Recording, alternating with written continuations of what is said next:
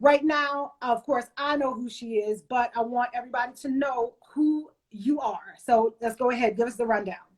So I always hate this question because I feel like I have too much going on. There's no such thing, but all the stuff that you have going on is amazing stuff. So that's why I told you, I was like, let's have it. Humble brag, talk about all of it. So I will say that first, I'm an educator. So I have a background. I taught in public and private schools for just about 7 years. I taught Spanish for third graders all the way up through eighth. And then a lot of my work outside of the classroom, I run a nonprofit organization that works to diversify the teaching population. We support Black teachers so that they have the resources and tools they need to sustain themselves in the profession. And I've been executive director there since 2016. And we've worked with over 50 educators in our 16-year history. So really passionate about that work. When I'm not doing that now, I actually run a school. So I oversee a K through 12 school supporting nearly 300 multilingual learners whose first language is not English, and supporting them with the resources they need in a virtual environment. So really, that's my heart is always in K through 12 education, helping the next generation, making sure that students of, from kindergarten all the way through high school have what they need to be successful. And then I love fitness. And so you can usually find me, if you follow me, talking about Peloton. I'm always on my bike nowadays. But if I'm not biking, then I am doing something on my step bench at my house, or I'm out running. So fitness and wellness is really kind of what I love. It's my passion, and it's what led me to start my coaching business. And so I own a coaching business specifically to work with 9-to-5ers, career professionals, and giving them the resources and support they need to be successful personally and professionally. So a lot of what I do is around self-care and sustainability, but really just personal development. How do we take care of ourselves? How do we focus on what we need to do to be successful, whether it's at home or in the workplace? I love it. So first things first, I actually got on the Peloton train, so I'm waiting for mine to come in. Yes, welcome. It says March, but I'm not getting myself, hyped up for that, because I know I'm going to speak life into it. I will get it in March. But I love the fact that you have a diverse background, and existence when it comes to personal and professional stuff. But all of that diversity all feeds into the wellness of a human being, right? Like, I love the fact that you kind of touch it from the beginning, with kids in school, all the way to once, these children who, not the same ones, but once we grow up and we get these jobs and we're trying to manage and trying to figure out, like, how do I do life? Because they say, oh, there's no manual for having a baby. There's no manual for how to be grown. No, there is not. At all. and the truth is, and especially with social media, people see so much of, oh, they got it all together. No, they don't. No, they don't. They don't have it all together. Most of us, who look like we have it all together, we are really having to be very strategic about everything, plan everything, plot out our lives just to be able to function. We started it out with this whole chat session. I know that my evenings get hectic, and if I want my workout time, and if I want to be able to be consistent, that is the only space of time throughout the day that I know historically and through trends of my life, nobody is going to bother me. My kids are not going to get up at 4:00 in the morning. However, one did get up like that today, and she actually showed up at the gym while I was there, so I was kind of shocked. What? I said, surprise. I know, right? I just see this big afro walking. I was like, that's my baby. But getting back to you, like, so you talk about how you wanted to make sure that you looked at the wellness of these professionals. So what made you become so passionate to where I was like, you know what? No, I'm going to focus specifically on, because there's tons of coaching businesses. There's tons of trainers. There's tons of life experts, all of that. But for you to be more detailed and say, no, I want to, cater to the working professional. What set that off for you?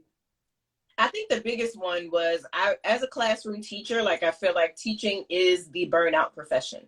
It's one of the professions where you go into, and not to say that other professions, right, can't or won't lead to burnout, but I feel like specifically in teaching, it is almost set up that you are expected to burn out, and like when it happens, you just got to get over it and push through it. So like even when you're talking about, man, I'm not sleeping, or like, man, couldn't pay that bill this month, people are like, oh, we'll pat you on the back and like give you a bottle of water and keep it moving, rub some dirt on it.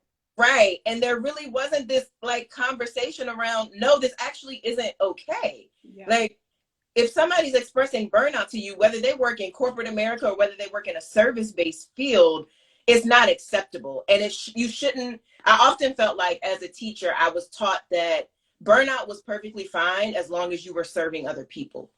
And I became passionate about career professionals because I found that narrative like across the board. So many people were like, oh, it's fine because like I'm bringing home a paycheck, or it's acceptable because, you know, they gave us free lunch last week. And there was very little focus on caring for people in these positions. And I always felt like if something happened to me today, I died, y'all would replace me and move on to the next person. And nobody out here really is asking me, like, how am I taking care of myself? Even down to like professionally, typically when you set goals at work, it is for your boss. It is to make sure the company reaches their goal. Yes. Nobody's asking you, like, what goal do you have for yourself simply for the sake of bettering yourself? Yeah. They're not doing that. If it can't like help the company meet their Q4 goals or whatever, nobody really cares what you think when it comes to your own growth. And so I really was like, I want to be the person where people can come and get the support they need to reach these goals, whether it's their boss's goal or not, whether it's their husband's goal or not. Like, what do they need to do for them to really live the life that they want to live? You know, one of the things that we hear a lot in, you know, I know at least in corporate America is work-life balance, right? Work-life balance. And I'm like, they talk about work-life balance all the time. However, if you're really talking about work-life balance, why are you scheduling meetings at 3 and 4 and 5 o'clock in the afternoon and evening, whatever? People should be going home to be with their kids, to be with their spouses, to be with themselves, to be able to decompress. Or simple things of, you know, whenever they, you know, I tell everybody, like, I will take a mental health day in a minute. I do not care. And I, you know, I try to encourage other people. And I literally had that conversation with one of my coworkers today because he took round 2 of the COVID vaccination.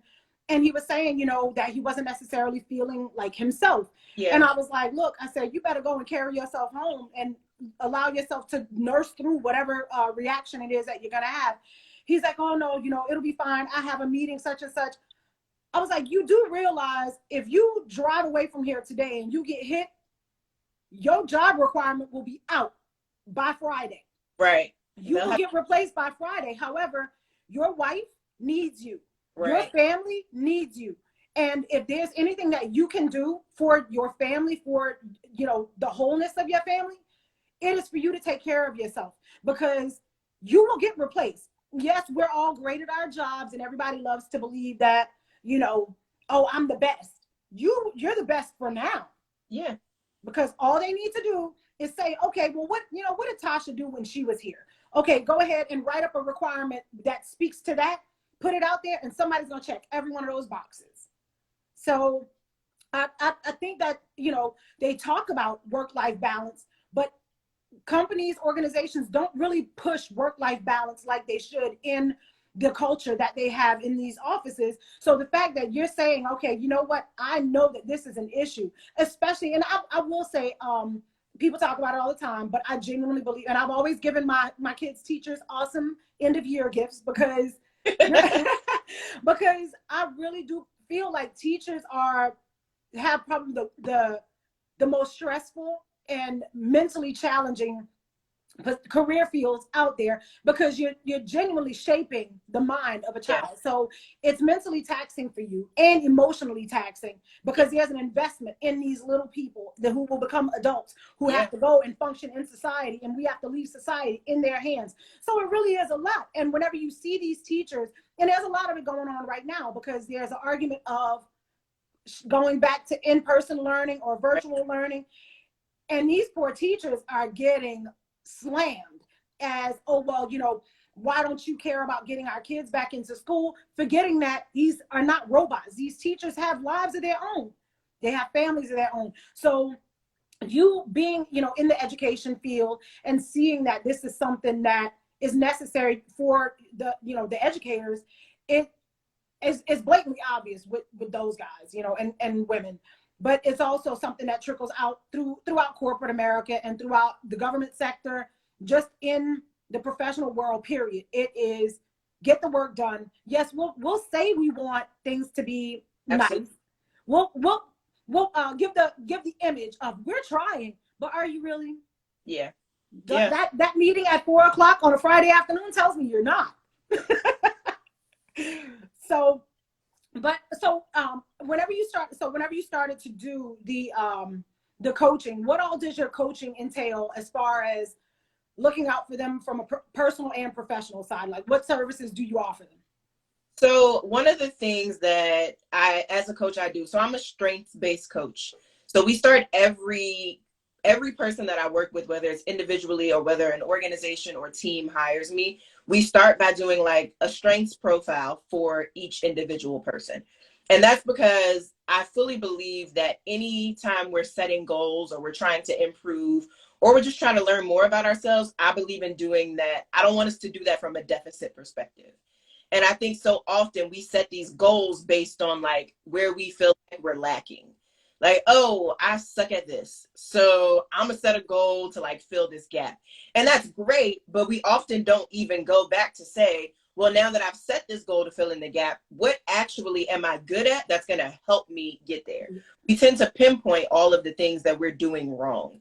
And by focusing on our strengths, we can still fill in that gap, but do it in a way that's going to be effective for us. Like you mentioned, like but through trial and error, you've noticed that like I've got to get up in the morning to get this workout in, because I know that though I may not be a morning person, I've been able to kind of look at my history and bring that in and make a good decision. So really looking at like past experiences, our journeys, and then from there, figuring out what is the best plan of action for me in terms of reaching my goals or getting to where I need to be. And so if an individual works with me, then typically we'll start there. And then it all starts with a conversation on figuring out like mentally where are they at, what do they want for themselves. And I typically let them guide the conversation, because with me, it's typically at work all day, you're having people talk to you and tell you what to do and how they want things done. So with me, it's kind of like, what do you want? Like, you get to set the stage and tell me what your vision is for yourself. And then I'm going to tell you how I can help you get there. And it seems like we also just exist in a society where, and I mean, I can only speak about America because this is where I am, but It seems like we live in a society where if we don't want to do something for someone else, we're deemed as being selfish. We are not a team player. We are not, helping. We're not fitting in with the team dynamic. When the reality is that if I step back, if I recognize what my strengths and my weaknesses are, and I recognize that I'm being put in a position to where I'm not necessarily going to be successful because I'm not properly equipped. If I step back, right, then I'm wrong. And it's not saying that you should shy away from every opportunity that you don't feel equipped for. It is saying that you have to recognize what your strengths are, what your weaknesses are, and if your weaknesses are to the detriment of the overall goal, right? But it's like everybody wants you, no, push yourself, if you just push yourself. And it's like, no, you should not push yourself. Maybe you should step back and recognize, okay, this is where I have a weakness. So let me go back here and work on it to become better, to do better.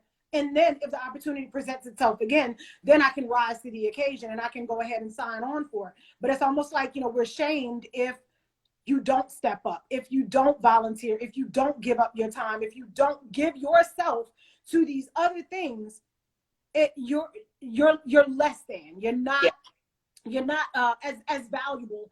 When the truth is sometimes if they step back, allow them to grow and learn from that experience of not being equipped. And then when it comes around again, then you have the opportunity to be successful. and I think too, we forget about the self-awareness piece that comes in taking that step. The most self-aware people are typically make the best teammates. And we know it because typically the most annoying person on the person we can't stand to work with has no idea that we don't like working with them. They think it's cute to send you emails at 4:00 in the morning. Like, they don't see anything wrong with it. They love scheduling a meeting during happy hour because they don't know, like, wait, that's not the vibe. That's not what we're looking for. That's not what we want. They're not self-aware enough to actually say, like, how do I step back and view this situation differently? And maybe that's what's going on. So I also think that people underestimate the value of being self-aware and how it helps the overall team impact. And you see it, like, we even talk personal relationships. Folks have dated people who are not self-aware, and they make horrible dating partners, life partners, versus the people who, like, some folks can't catch a hint, and like, you don't know, you haven't figured it out. Like, and then you have to spend your time like coaching them to be self-aware, and it takes away from the dynamic. So it's so important to value that perspective, because we all need to be able to step back and actually look at situations from a different lens. That is that accountability piece. I'm glad we kind of started to move over onto the personal stuff, because I feel like if people that personal stuff trickles into the professional world, right? The first place to address these things is from your personal space. And there really are a lot of people who have no idea of who they are. None. And when I say no idea of who they are, I'm not talking about, oh, okay, you like Italian food. That's great. But I'm talking about your character, like the makeup of who you are as an individual. And a lot of people really don't know what their strengths and weaknesses are. And unfortunately, it makes them some of the most difficult human beings to deal with, because I can look at you and I can tell you all day that you're stubborn, and your stubbornness is what's hindering you from having productive relationships. Right. But until you stop and say, all right, wait a minute, who am I? When you look at the mirror and look at yourself, people are so caught up in looking at everybody else. And I don't know if it's a fear of having to look at yourself and worried about what you might find, because I've had some of those moments. I'm just like, oh God. Yeah. Oh, I can't believe, like, I was my own worst enemy in this instance, but I have to own it, and once you own it, then you can say, all right, now I need to, to be a little bit better. And I'm so glad this was mentioned, because social media, as much as I love social media, I feel like social media does so much damage to us. Absolutely. For those who really are not willing to own who they are, accept who they are, and love who they are at that moment, and love yourself enough to say, this is where I am, and this is what is right, this is what is wrong, and this is what I need to work on. Because all you can do is sit here and scroll and pay attention to everybody else's life and see how everybody else is doing great or everybody else is doing terrible. And meanwhile, you over here just rotting from the inside, missing out on opportunities for you to grow and for you to develop yourself. And people get lost. They get lost in the scroll.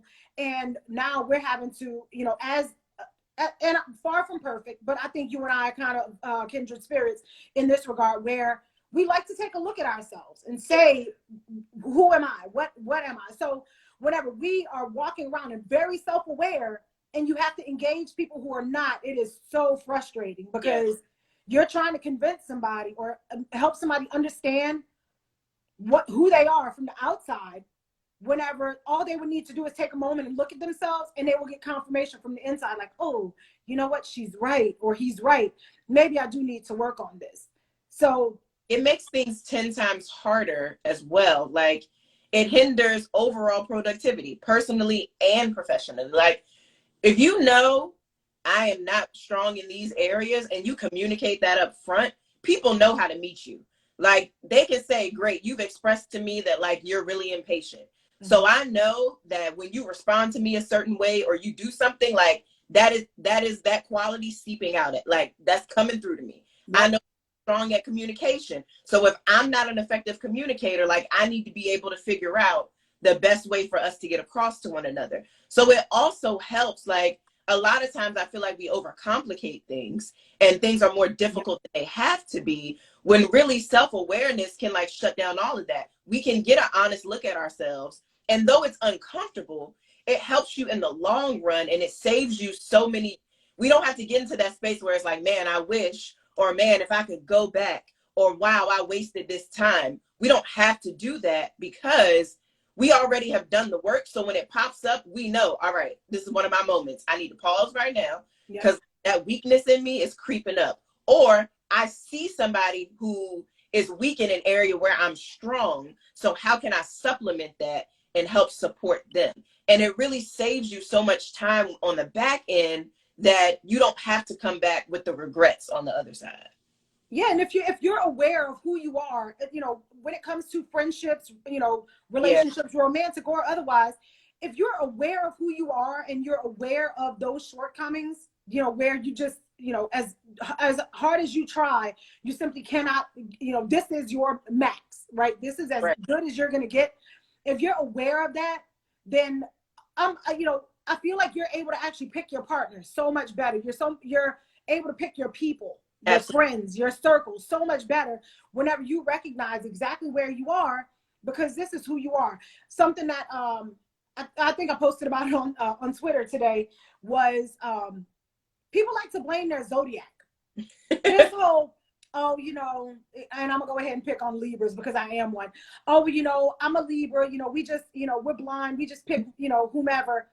No, like that's an excuse. That is an excuse to not be accountable for your poor judgment skills. So what you need to do is take a step back and say, why am I doing what it is that I'm doing? Why am I being stubborn? Why am I being late all the time? Why am I, you know, unable to commit to, you know, certain events? Or, you know, why am I so quick to lie about things? Like, figure out why, because if not, let's not blame that on the stars. Just blame that on you being lazy and not wanting to take that time to look within yourself and say, okay, this is all my fault.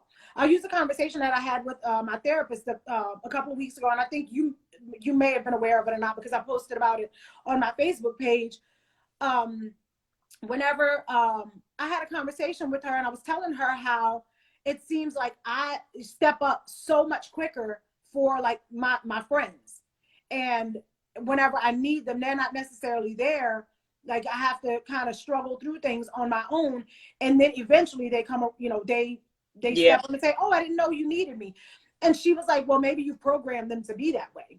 Yeah. And I was like, what? What? Yeah. And I had to pause for a second. And, you know, it was that moment of looking within myself. I mean, that quick, looking in myself and saying, I've never ever shown them that I need them. Yeah. I've never shown them that I don't got it. You know, because I'm quick to say, oh, I got it. I got it. I'm good. Simply because I did, you know, and it wasn't out of bravado. It's because I just don't like to be a burden to anybody or feel like I'm being a burden, because I know sometimes people will say yes whenever they really don't want to. And I never ever want that to be the case. Like, if you can't, I would rather you say, oh, well, no, I can't.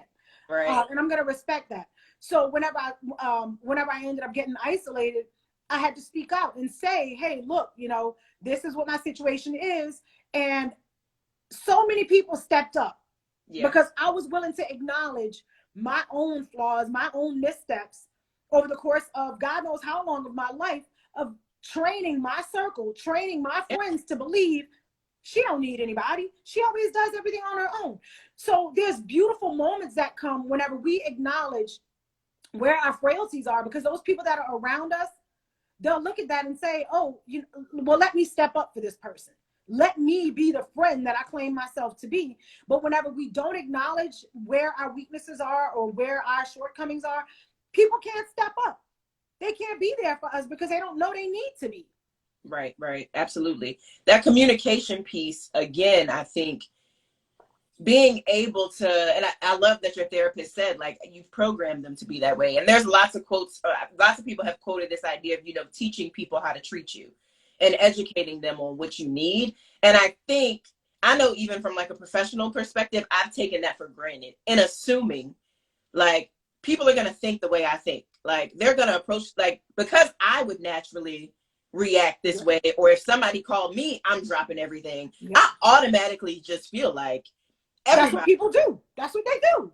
I take it for granted. Just, you know, if I send you an email, I'm gonna respond to the email in 24 hours. So I assume everybody is gonna respond. And I had to really learn that that ain't everybody. And you can't take for granted being explicit in your communication when it comes to detailing what you need, when you need it, why you need it, and being open about it as well. And we had talked about social media, and I think social media makes that even harder because we see these highlight reels from people's lives, and we see, you know, I went through a horrible like low point at the end of 2019, and because I literally got on Twitter, Instagram, and Facebook, and I felt like everybody was in Ghana.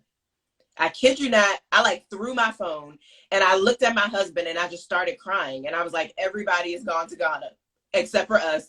We're in the States. I hate it. And he was like, what is wrong with you? And I literally was just like, I am overwhelmed. I am looking at social media. Everybody is flying out. Everybody is on a trip. Everybody is vacationing. I haven't been on a vacation out the country in so long. Like, I am losing my mind. But it was because all I was seeing were these highlight reels from people's lives. Yep. And it was making me feel like I was just like going crazy. I didn't know what to do. And I think it's so easy to look at these posts and what people are sharing and assume like, oh, they probably don't need help, or they got it, or they got it, so I can't actually ask for help. Like, it's gonna make me feel crazy if I tell somebody, like, other than my therapist, like, I need help. Can we talk? Can we work through it? And it's so easy to kind of shut off at that end. But I have found lots of comfort lately and peace in being openly honest with, here is what I'm struggling with. I'm really not doing good at this right now, and I need you to be patient with me, or I need you to step up and help me in this way. And then on the other side too, even as somebody who was very quick to offer, and even very quick to offer more than what is needed, I have had to pace myself and ask people what they need from me. So like, you may not need me to do A through Z. You may need A through C, but I'm over here doing the whole alphabet. That's so good. I'm glad you brought that up, because I didn't even think about that. We're quick to want to say, oh, well, you know, I'll just use my stuff as an example. Oh, well, she's at home sick, so she needs all of this stuff. Like, she needs all of this. No, the only thing I need is your phone number. That is all. Because if something happens, I need my kids to be able to call you. That's it. Because the food stuff, everybody else is taking care of that. So like you said, I didn't even think about that. And I'm sure that's something that I'm also going to have to apply to myself, because I know whenever somebody needs something, I jump. I jump, because I don't want them to have to feel like they have to wait, or they have to beg anybody, or even feel like they're a burden to anybody else. So I'm 10 steps ahead already. You know, the minute they say, ouch, you know, so that's so good that we actually need to have a conversation and communicate. What is it that you need from me? How can I help? Not just taking it for granted that, you know, oh, I can do all of these things. Right. But that's not what and you may totally miss the mark. You may be over here doing 17 things, and the one thing that they need from you, you're not doing it. Right. Or stressing yourself out and waiting on them to tell you, like, stop. And they're not, but you can't be mad at them, because you never asked, what exactly do you need me to do? Like, how can I be most helpful during this time? And let's figure out like how to meet so that I can support you in that way. So typically, as people who are doers, we just look at a situation and create a plan for how to fix it, or how to, you know, jump in and help, versus just saying like, okay, what exactly would you like to see happen in this situation? And then giving them the space to state that. And that's not to say that, of course, you can't do nice things from time to time, but it often tends to be a habit. Like, you live on 100 at all times, and that is not healthy, and it is stressful. So learning to pace yourself, and then say like, today is a day where I can give, you know, 15% above, or tomorrow, no, I can't. Like, I can give you exactly what you asked for. And that, like, oh, you only need 15? Here's your 15. I'm going to keep the 85 for me. I'm good. Yeah. I was actually, again, what, for whoever is paying attention to this, I believe everybody should have a therapist. Absolutely. Everybody should have one, because friends are great. friends are amazing. For sure. But the reality is that I would, and I'm not going to say unequivocally 100%, right? There's a large percentage that of possibility where we are not really going to tell them everything, for sure, every little sordid detail of things. So having a therapist on, you know, on standby to talk to regularly, I can go ahead and download all sorts of stuff. And that was exactly one of the things that she has talked to me about. And I realized in recent past is that you know, the busy state, trying to stay on go all the time, sometimes that's a symptom of not really wanting to slow down and stop. Absolutely. Because then you're gonna have to, you know, spend time with yourself. Yep. Yep. And B, you're gonna you might not necessarily feel as needed by everybody, and as your value is in how busy you are. How busy you are, yeah. And like I had to stop, and I was like, no, I know that that's not true, but for whatever reason, I was just staying in go all the time. And you know, like, yes, I could blame it on, you know, running around with my kids or whatever, but it was almost like I was always filling in time, any little space of time that I had. You know, I was going for it. There was at one point in time, I was literally like having, you know, brunch dates, lunch dates, happy hours, like nonstop, just everything, like from Thursday through Sunday. And it was like, where's there time for me to just stop and be with me? Right. Because all of the weekday stuff makes sense because I have to go to work. Right. I have to be mom and run around and do all of the sports things, you know, with the kids and whatnot. But I can say no to stop and be with myself. But it's a combination of not wanting to say no, because then that means I'm just going to have to stop and be by myself. But also, again, going back to that, it's almost like it's frowned upon whenever we say no, whenever we tell people I'm not available, when we tell people I'm not capable, when we tell people I'm just not willing to do it. You know, like there's a statement or this saying, people say, no is a complete sentence. Absolutely. I don't have to give you justification. I don't have to give you any reasons. No is good enough. And I've had to learn that for myself. And I think a lot of people would do so much better in simply saying no. I have a friend who is much more in tune with herself than I am. She's great. And I remember, like, it was probably 2 years ago, I sent her a text message. Like, I needed some recommendations. So I texted her and I was like, hey girl, I know you went here and you used this person. Like, can you let me know how you felt about the experience? Like, I'm thinking of working with them. And she responded 15 minutes later and she was like, good morning, got your message. I definitely want to answer your question. Right now, I'm not in the best place to give you the response you deserve. So is it okay if I take a moment, think about the best response, and then like I can get back to you with a full recommendation tomorrow? Give me a moment just to reflect. And I was like, okay, I mean, whatever, girl. And when she responded with a voice clip, like, okay, so here's what it was like. Here's what you can expect. And it was perfect.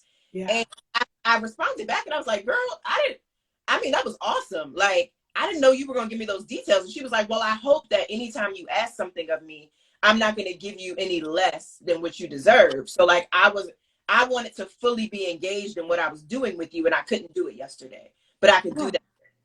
And I thought, like, and I was like, if she's applying this to a text message, how intentional is she in the rest of her life to where she's like, I'm not going to just jump into things until I assess, like, can I be my best self in this moment? Because if I can't, I need to pause and like take a step back until I can come into this with clarity. And I think so often we're pushed to say yes before we even have a moment to think, like, wait, is this actually something that I want to invest my time in? Yep.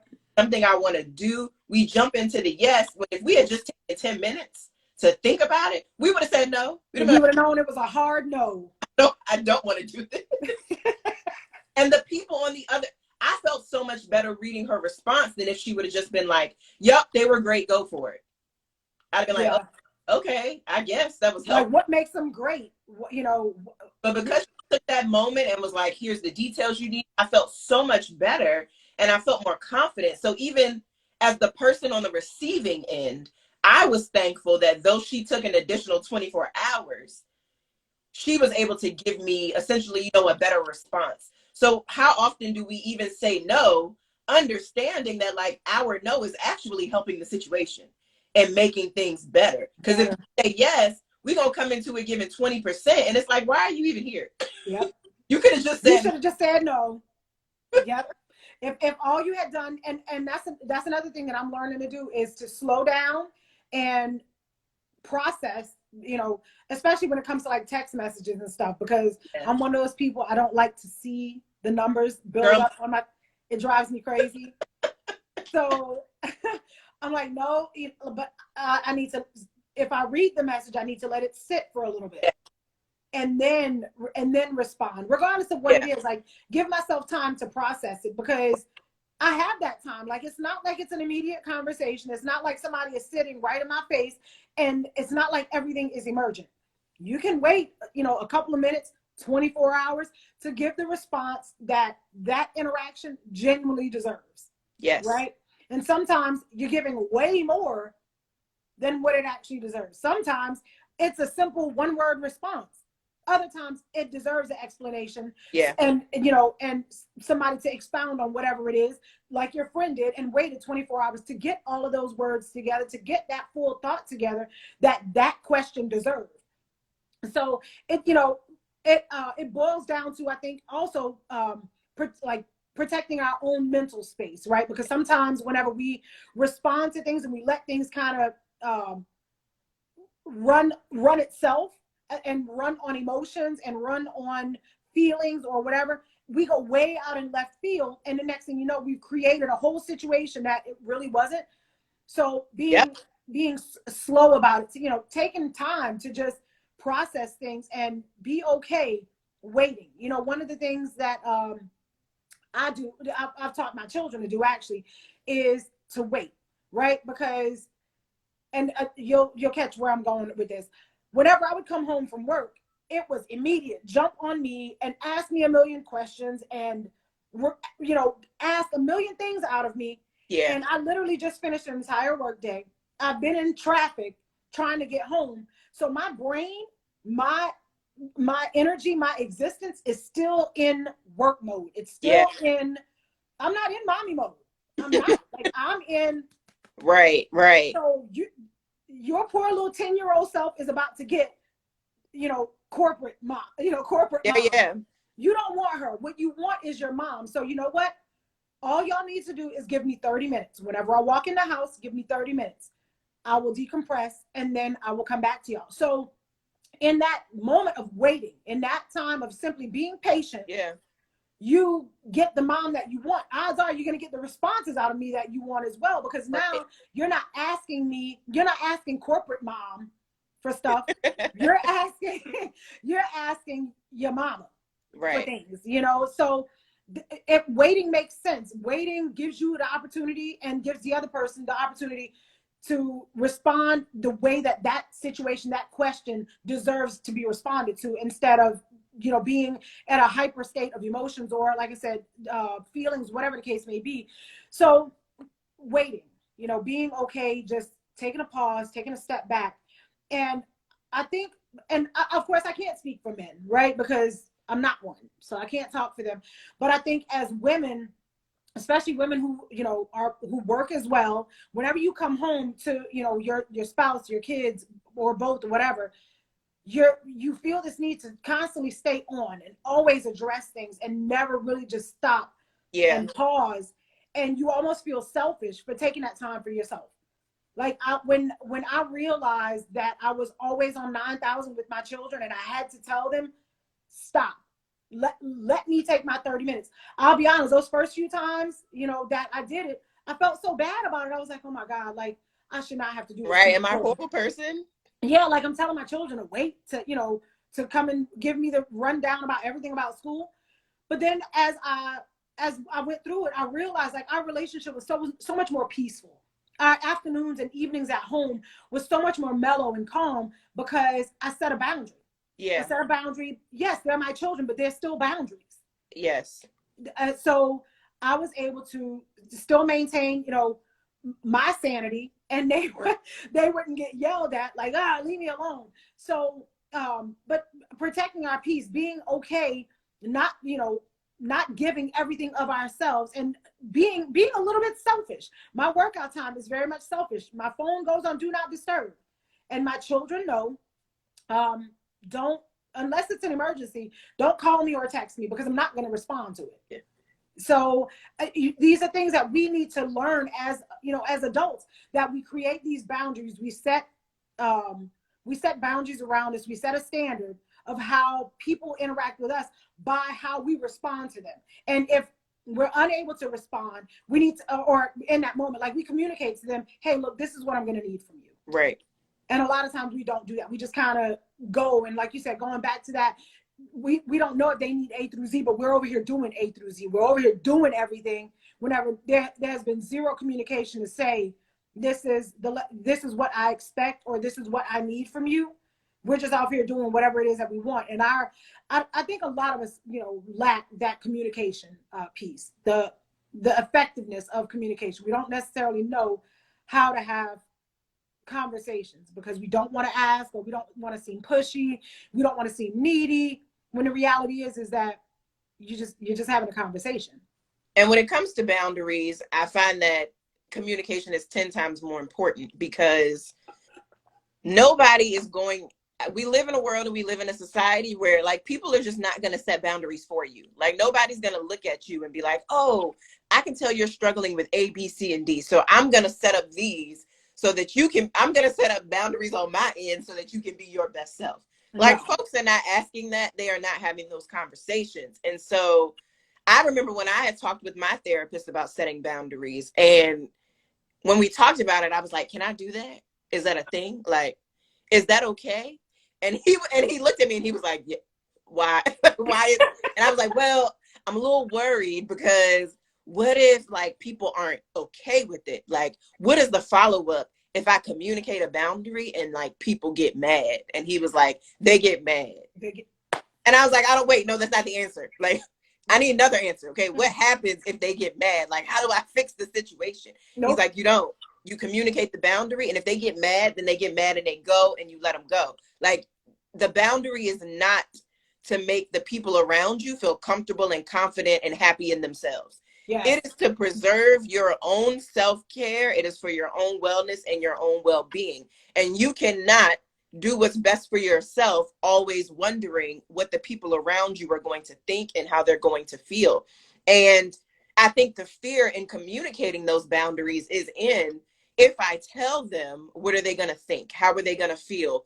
Are they going to be okay with it? We say it, and then, like, we wait for the response, or, we get really worried. But it's so important to say what you got to say, put the boundary out there, because on the flip side, Brene Brown actually talks about it, and she's like, boundaries literally keep you out of resentment. You walk through life without boundaries, and you will end up almost hating everybody around you, because you have not put anything in place, and you're wondering, like, why do I not want to go over there for dinner?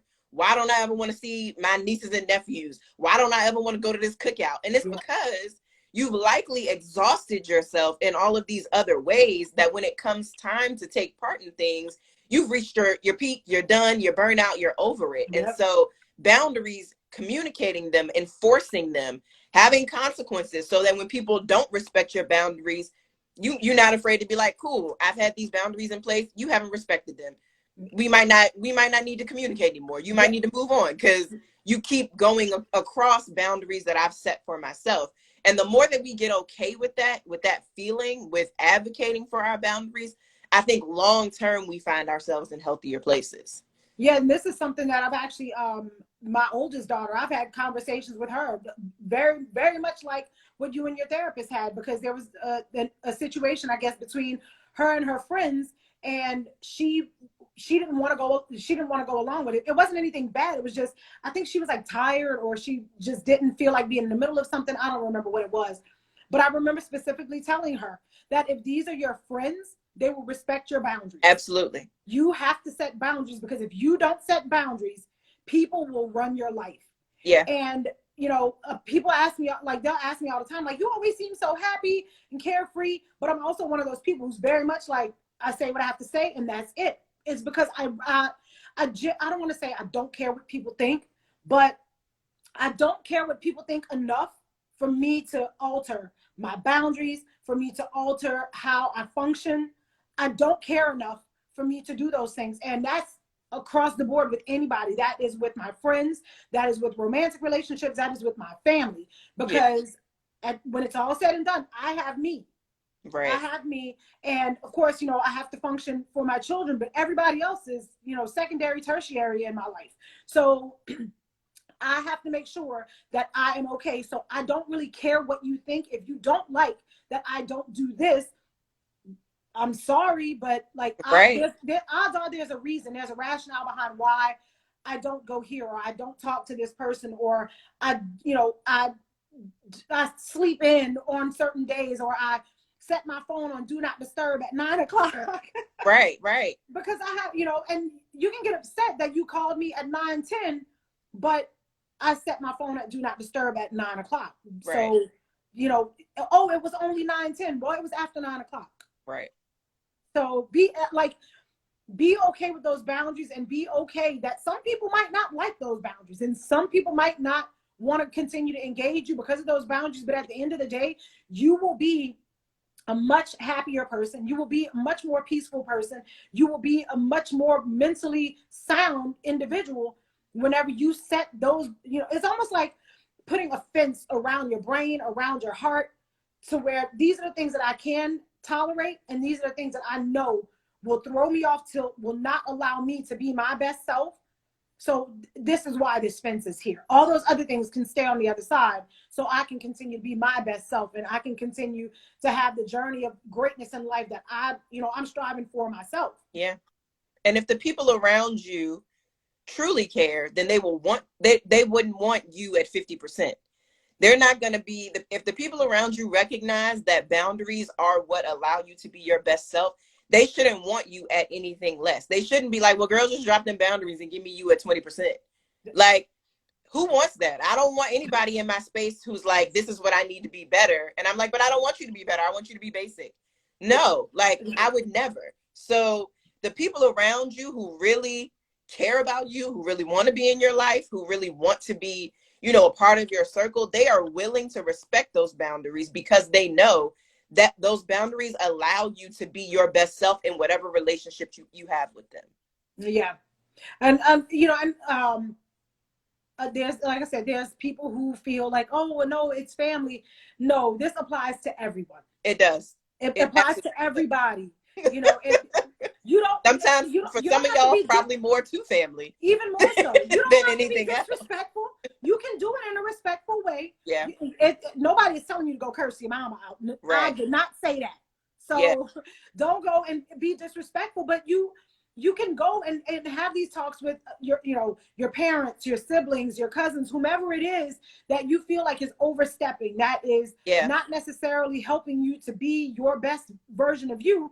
It's okay for you to speak up. There's no rule that says that DNA gives someone the right to I don't want to say destroy, but that's almost like the word that's coming to my brain right now, to destroy your peace, to destroy your direction, to destroy the sanctity and the safety that you have within your own self. If every time you talk to this person, every time you engage this person, you start to feel this weight on you, you might have to start saying, okay, well, I'm not going to talk to them as much. Right. Or, set up a boundary when you talk to them, how long you talk to them, getting really clear on what those boundaries need to be. Because, and yes, I think again, too, people can associate easily boundaries with disrespect. And that's not at all what it is. In fact, I would think that by setting boundaries, you respect me more because you care enough about this relationship to want it to be its best. Because I would think if you didn't have boundaries in place, that you just really didn't care whether this worked out or not. Like,